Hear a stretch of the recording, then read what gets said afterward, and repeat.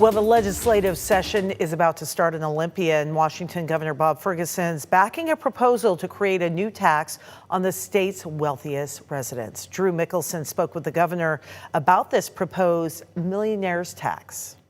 But we need to look to the future. We have a regressive tax system, and that's an understatement. And look, we need to change that. We knew Democratic legislators wanted to pursue an income tax when they came back in January, but now we know they will have the backing of the governor. Ferguson said only those who earn more than $1 million a year would pay it, about half a percentage point of Washingtonians, he says.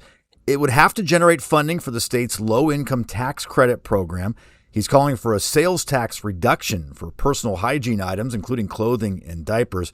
And the money raised would go towards schools and small businesses. We are facing an affordability crisis.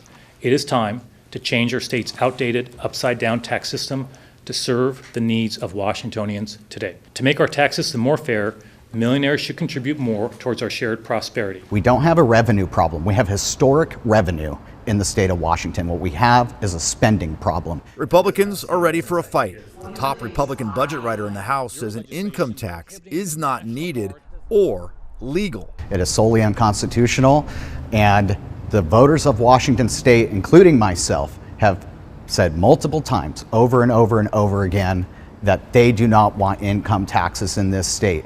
For the short term, the governor says the current budget woes should not require new taxes. But like several state highways right now, the budget has holes and requires immediate help. While he wants to increase spending for new housing and ferries, there would be cuts. The governor's staff estimates the deficit to be $2.3 billion. Instead of raising taxes, Ferguson is proposing taking $1 billion from the state's emergency savings account, the so-called rainy day fund, coming up with $500 million by transferring dollars from other funds, including the Climate Commitment Act, and the elimination of some tax breaks. $800 million would come from cuts to state programs, from education to nursing homes. I'm mindful that for state agencies, they took a pretty big hit in the budget that we adopted earlier this year, for sure. And they're taking another hit.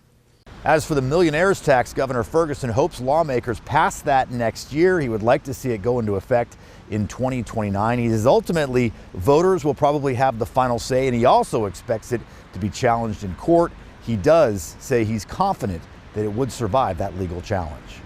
In Olympia, Drew Mickelson, King 5 News.